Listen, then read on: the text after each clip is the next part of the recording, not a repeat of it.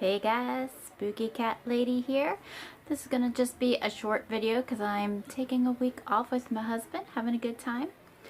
And so this is actually a horror movie review of LongLegs. Yep, I have been waiting forever for this movie to come out because I love Nick Cage. It's my goal to see all his movies, and when I heard he was making a serial killer movie, I was like, yes. Because I really love serial killer movies like Silence of the Lambs, and that's what they were comparing it to, so that's what I was hoping for, something along those lines. But yeah, that's not what we got. So was LongLegs good? It was interesting. I'm glad I saw it. I feel like something happened to the plot though. Like it was like stuff was missing. I don't know. Maybe once I watch it again, when it comes out like on streaming, I'll go see it again. And maybe then it'll be better. Kind of like, what's that movie? Inception. I know the second time I watched it, I appreciated it a lot more than the first time I watched it. So maybe that's what LongLegs needs. It just wasn't what I was expecting for a serial killer movie. It was very interesting. The main character, her acting was very dry. I think it's a part of the plot, but if it was, it didn't quite, you never really learn. Like, nothing in this movie is spoon-fed to you, that's for sure, which is nice, but I think we could have used a little bit more. I don't know.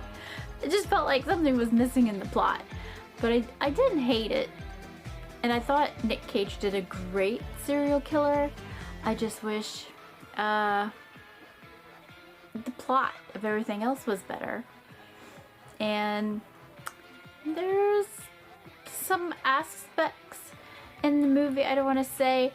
I watched a video that told me what it was, and then when I was like that, it made me a little less excited. I was like, oh, really? That's not what I want in a serial killer movie. So I'm not going to say what it was, but yeah, there's something about it that you wouldn't be expecting, and the trailers don't show it either. I was originally very interested in seeing LongLegs because the trailers made it look very witchy. Saw all the weird symbols and Nicolas Cage being all weird, and it gave me witch vibes, like maybe he was a serial killer that thought he was a witch or something, and more folklore-y in nature, but no, it's not what it is. But I don't want to give spoilers, so what would I give it? 2.5, maybe 3 stars, I guess. I don't know. I was hoping it was gonna go on my top 10 list, but it is not. It is not. I'll watch it again streaming. Will it be one that I pop on regularly when I'm just like, ooh, I need a horror movie? Probably not, unless there's just nothing else on. But I do recommend seeing it once, and I think once you see it, you'll understand what I'm talking about. Like, sometimes there's even just pointless scenes. Like, I thought there was a scene of a young girl at a convenience store, and I thought that scene was gonna go somewhere, and it never did. It was just a scene to show off Nick Cage, I think. And there's an aspect about the main character that is hit on strong in the beginning of the movie, and then kind of just disappears, and nothing is ever resolved or brought up about that again. So it's an interesting movie. I'd see it once.